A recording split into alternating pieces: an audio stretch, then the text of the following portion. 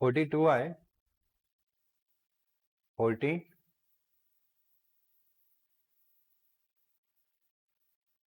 Okay write down Bohr's model of hydrogen atom और explaining according to the Bohr's model of hydrogen principal quantum number, then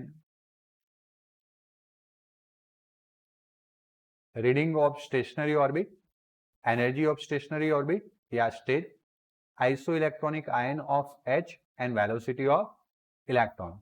In short Bohr model लिखना है, उसमें ये सारी चीजें cover हो जाती. तो सबसे पहले बात करते हैं प्रिंसिपल क्वांटम नंबर. आगे जाके 4 क्वांटम नंबर के बारे में पढ़ने वाले. इसमें सबसे पहला है principal quantum number. Okay So the stationary state for the electrons are numbered as n equals to 1, 2 and 3. Previous lecture में बोहर के बारे में पढ़ा था, अच्छे से पढ़ा था ना. कुछ लोगों ने उंगली भी उठाई थी बोहर के मॉडल्स पे, हमने उसका सॉल्यूशन भी दिया था. तो बोहर ने एक पोस्टुलेट ऐसा दिया था कि न्यूक्लियस के अराउंड फिक्स ऑर्बिट में इलेक्ट्रॉन रिवॉल्व कर सकते हैं, कोसेंट्रिक सर्कल्स, कोसेंट्रिक ऑर्बिटल्स आया ना, तो उनको नंबर दिया गया. न्यूक्लियस के पहले आ रहा है उसको पहला नंबर दिया गया, फिर सेकंड, फिर थर्ड, फिर फोर्थ. तो इनको ये जो नंबरिंग किया गया है ना 1, 2, 3, उसको कौन से नंबर से पहचाना जाता है? Principal quantum number. This are the integral numbers. Bohr ने ऐसा भी बताया था ना कि MVR equals to NH upon 2 pi. इसमें n इक्वल्स टू 1 तो first orbit, n equals to 2 तो second orbit, n equals to 3 तो थर्ड ऑर्बिट. मैंने बोला था इस फॉर्मूला से हम R फाइंड कर सकते हैं, है या ना. तो इस n को ये जो ऑर्बिटल्स या इंटीग्रल मल्टीपल बता रहा है, this is the integral numbers known as principal quantum number. So this is the first thing. दूसरा था स्टेशनरी ऑर्बिट रीडिंग. ओके यहाँ पे मुझे लगा ही था रीडिंग क्या हो सकता है. रीडिंग की जगह पे रेडियस. क्या आएगा? Radius. Radius of stationary orbit. तो स्टेशनरी ऑर्बिट रेडी मतलब कि radius. So the radii of the stationary orbit are expressed as, मैंने कल बताया था कि MVR equals to NH upon 2 pi. इस फॉर्मूला से अगर हमें रेडियस फाइंड करना है तो वी हैव अ ट्रबल. क्या प्रॉब्लम था? वेलोसिटी. हमारे पास वेलोसिटी नहीं होगा. बट मैंने बताया था कि ये जो हम पढ़ रहे हैं हम फिजिक्स के अंदर भी पढ़ने वाले, और वहां पे मैं आपको वहां पे ऐसा बात भी बताया था प्रीवियस लेक्चर में कि वो फिजिक्स के अंदर जाके हम सीधा R का फॉर्मूला बता लेंगे, और जिसमें सिर्फ n की वैल्यू रखनी होगी, h की वैल्यू रखनी होगी, कॉन्स्टेंट्स की वैल्यू रखनी होगी, तो हमें क्या मिल जाएगा? R का फॉर्मूला. देखो सिंपल सा है, मैं अभी थोड़ा सा आपके दिमाग में डाल रहा हूं कि किसी भी कॉन्सेंट्रिक सर्कुलर मोशंस के लिए आपको सेंट्रीपिटल फोर्स की जरूरत होती है. कुंडली वाला, हिदायत वाला, सारे एग्जाम्पल मैंने देके रखे हुए हैं, मुझे सिर्फ याद करने हैं. हाथ छोड़ देते तो हम गिर जाते हैं. आया समझ में? इसीलिए जब भी सर्कुलर फॉर्म घूमना है एक दूसरे को खींच के सेंट्रीपिटल फोर्स की जरूरत पड़ेगी, है या ना. प्लैनेट्स को सन के अराउंड घूमने में कौन प्रोवाइड करता है सेंट्रीपिटल फोर्स? प्लैनेट्स जो है वो सन के अराउंड घूम रहे हैं कि नहीं, तो उनको भी तो सेंट्रीपिटल फोर्स की जरूरत होगी कि नहीं. कौन प्रोवाइड करता है? सन. कौन सा फोर्स है लेकिन वो? Gravitational force. Yes, good. तो अगर इलेक्ट्रॉन को रिवॉल्व करना है किसके अराउंड? न्यूक्लियस के अराउंड, तो कौन सा फोर्स होगा? जैसे वहां ग्रेविटेशनल फोर्स था, यहाँ पे हाँ, बट वो सेंट्रीपिटल फोर्स का रोल कौन प्ले करेगा? न्यूक्लियस. कौन सा फोर्स लगाएगा इलेक्ट्रॉन पे? Name of that force. 4 fundamental forces पढ़े हो ना, आया ना. Electromagnetic force, electric force, Coulombian force भी बोल सकते हो, और उसका फॉर्मूला था, याद आ रहा है, K Q1 Q2 अपन R². वो फोर्स प्रोवाइड करेगा, है ना. तो ये हो गया आपका सेंट्रीपिटल फोर्स. अब बेटा इस सेंट्रीपिटल फोर्स से आप क्या फाइंड कर सकते हो? सेंट्रीपिटल फोर्स का दूसरा एक फॉर्मूला है, सॉरी, mv² अपन R, जो हम आगे जाके फिजिक्स में पढ़ने वाले, लेकिन अभी डायरेक्ट एक्सेप्ट कर लेते हैं. ओके. अब Q1 मतलब चार्ज ऑफ इलेक्ट्रॉन, तो K charge of electron E. Nucleus का चार्ज होता है Ze. Z is the atomic number. Okay. अपन क्या आएगा? R², लेकिन एक R कैंसिल हो जाएगा सामने, तो R that will you give mv². वो आपको क्या देगा? mv². आया समझ में? अब ये जो MVR, देखो एक फॉर्मूला ए रहा अकॉर्डिंग टू बोहर, एक फॉर्मूला ए रहा अकॉर्डिंग टू फिजिक्स. अब दोनों में यहाँ पे भी V एंड R है, यहाँ पे भी V एंड R है. मुझे अगर R का फॉर्मूला चाहिए ना, तो इसमें से V निकाल लेता हूं. मतलब v इक्वल टू क्या हो जाएगा, mr नीचे चला जाएगा, मैं जस्ट ओवरव्यू दे रहा हूँ, तो NH अपन 2 पाई mr हो जाएगा, ये NH अपन 2 पाई mr इस v की जगह पे रखो, तो यहाँ पे अब जो भी दिखेगा वो कौन से टर्म में दिखेगा, और सामने भी कौन है, वेलोसिटी गैप हो गया, वेलोसिटी क्या हो गया, गैप। समझ में आ रहा है भाई, वापस एक बार, एक फॉर्मूला समझ में आया था ना, mv स्क्वायर इक्वल टू के E Z E upon are, इतना तो समझ में आया था। एक फॉर्मूला हो गया v एंड r में, you have a two unknown v and velocity and radius, तो यू रिक्वायर टू इक्वेशन, तो एक इक्वेशन बोहर के अकॉर्डिंगली मिला, दूसरा इक्वेशन हमने सेंट्रीपिटल फोर्स के अकॉर्डिंगली फाइंड किया, इसमें से v का फॉर्मूला क्या होगा, ये mr नीचे चला जाएगा ना, ये m और r नीचे चला जाएगा, like this one, NH upon 2 pi mr, इस v की वैल्यू जो मिली है ना, इसको यहाँ पे रख लो, तो v तो गायब हो गया है ना, उस v का स्क्वायर करोगे मतलब इसका स्क्वायर दिखेगा, n square h square 4 pi square m square r square, तो यहाँ पे a टर्म पूरा r में दिखेगा, आया ना, सामने भी टर्म किस में है, तो आपको एक r मिल जाएगा। क्लियर है, चलो मैं रखवा भी देता हूं, अभी ज्यादा कंफ्यूजन ना हो इसलिए, तो m का m इसके अकॉर्डिंगली, m का m फिर v स्क्वायर मतलब n स्क्वायर h स्क्वायर, यहां से इसका स्क्वायर कर रहे हैं, नीचे कौन था 2 पाई का स्क्वायर क्या होगा 4 पाई स्क्वायर, और वापस m स्क्वायर r स्क्वायर, आया समझ में, आया ना, सामने क्या है के ई जेड ई, तो के जेड को हाइड्रोजन के लिए 1 बोल दे, हाइड्रोजन के लिए बात करें तो ई इंटू ई क्या हो जाएगा, ई स्क्वायर, अपन क्या है r, वापस एक r क्या हो गया, कट हो गया, आया ना, ओके। अब बेटा ध्यान देना, देयरफॉर मुझे अगर r चाहिए, क्या चाहिए r, तो यहाँ पे एक ही r बचा है ना, वो r ऊपर चला जाएगा और एक a स्क्वायर नीचे आ जाएगा, बाकी सब as it is, m square m n square h square upon कौन है 4 पाई स्क्वायर m स्क्वायर, वैसे देखने जाए तो एक m भी कैंसिल हो जाता है, आया ना, ये r स्क्वायर, r का r ऊपर चला गया था, एक a स्क्वायर कहाँ जाएगा नीचे, क्लियर हुआ। अब देखो इसमें ए एन छोड़ देते हैं, ए एच होता है प्लैंक कांस्टेंट, जिसका वैल्यू फिक्स है 6.626 क्रॉस 10⁻⁻34, प्रीवियस लेक्चर में आ गया है 6.626 cross 10⁻⁻34 Planck's constant, black body radiation वाले टॉपिक में आया है, आया ना, ओके क्लियर ना, चलो गुड। 4 का वैल्यू तो 4 ही होता है, पाई का वैल्यू पता है कितना 3.14, मास ऑफ इलेक्ट्रॉन पता होता है ना 9.1 क्रॉस 10⁻31, के का वैल्यू 9 क्रॉस 10⁻9, कूलम कांस्टेंट नहीं पता है लेकिन 11 12 के अंदर पढ़ लोगे, 9 क्रॉस 10⁻9, ये सारी बातें मैं 12 की समझा रहा हूँ, ऐसा समझ लो।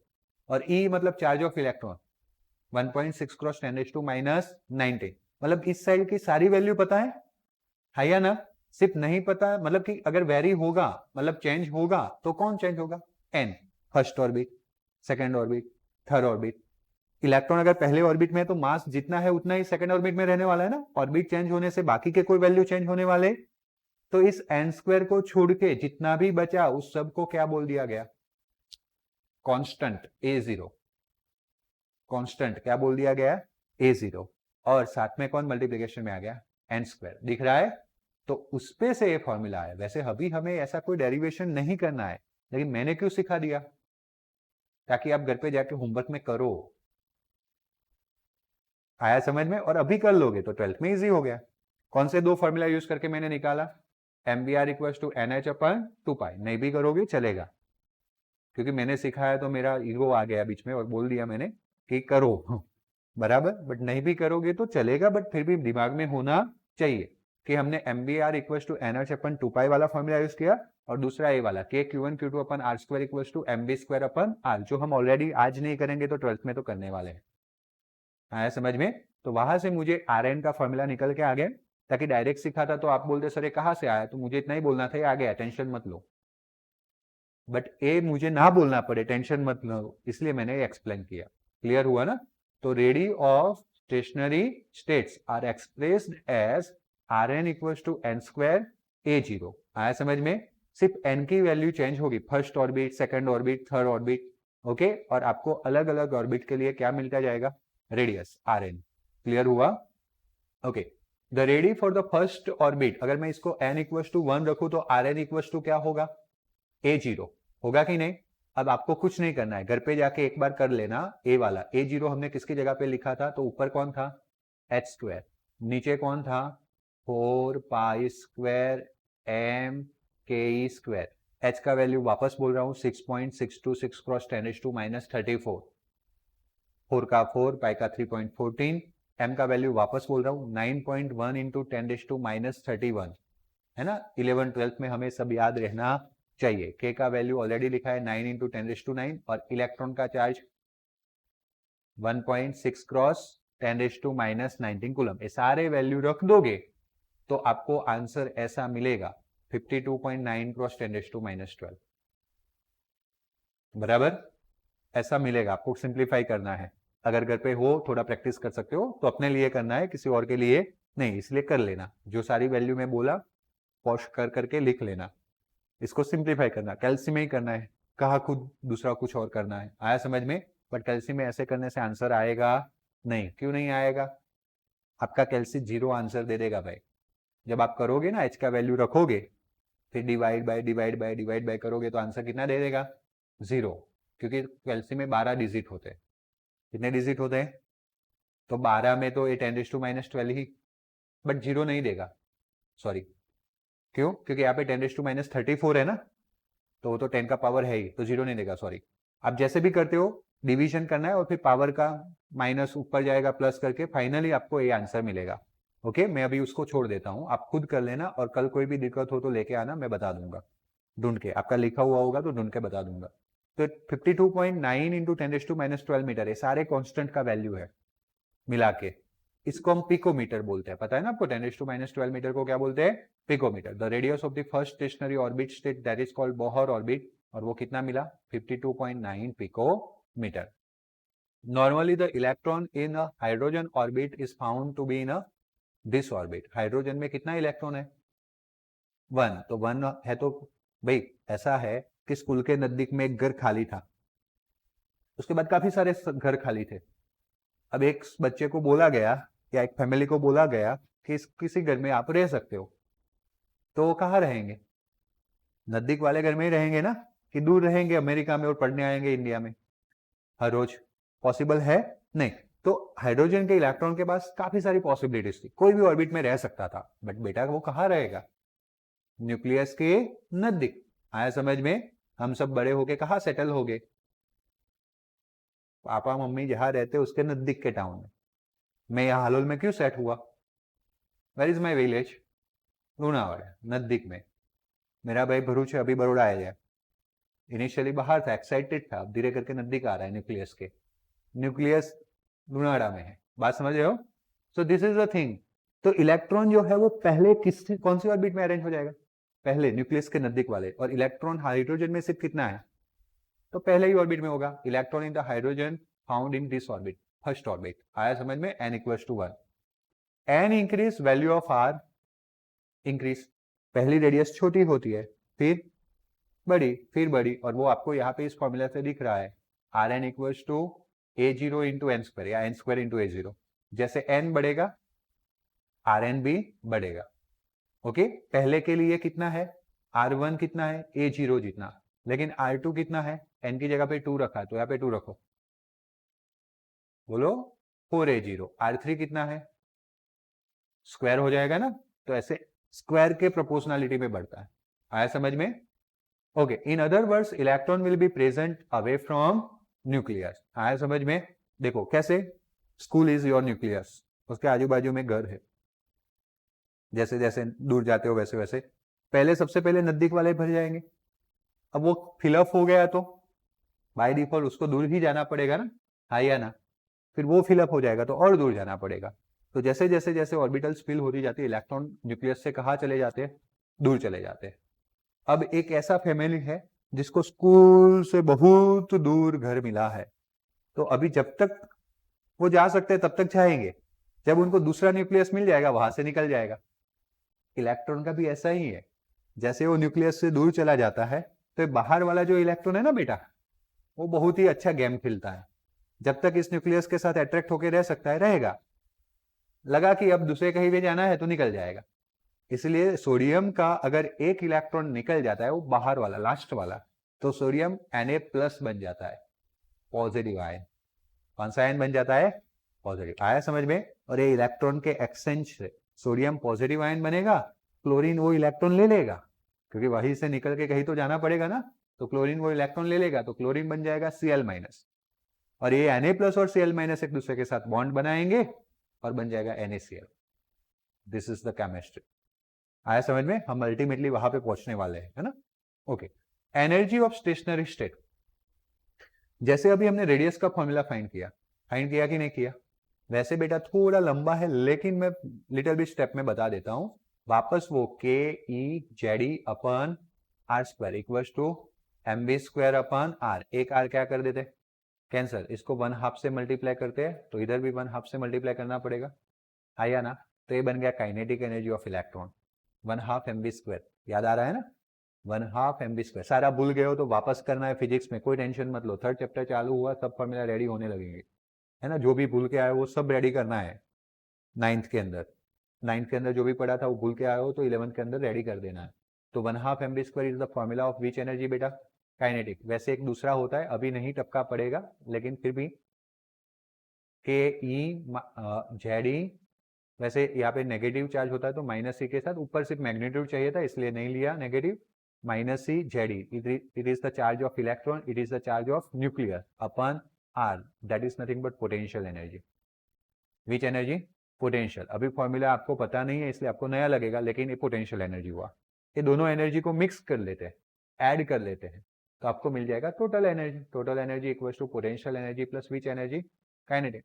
और वो सब करने के बाद जैसे अभी कांस्टेंट आया था ना, तो उसको हमने A0 बोला था और सिर्फ किसको बाकी रखा था? n² को, हाँ या ना? वैसे कांस्टेंट आएगा उसको हम बोलने वाले हैं RH, और बाकी रखने वाले किसको? n² को। तो उस पे से फॉर्मूला डिराइव्ड हो सकता है, लेकिन हम डेरिवेशन में नहीं जाएंगे, अभी छोड़ देते हैं, 11th में जरूरत नहीं है, बट पक्का करेंगे कब? 12th में। ये थोड़ा लंबा हो जाएगा ना, इसलिए मैं छोड़ दे रहा हूं। बाकी अभी रेडियस वाला तो मैंने प्रूव करवा दिया, बाकी ना? तो that is En equals to -RH/1/n²। आज किसी को भी ये एनर्जी आया कहां से वो समझा सकता है तो समझ लो कि उसको समझ में आ रहा है कि एनर्जी कहां से आया।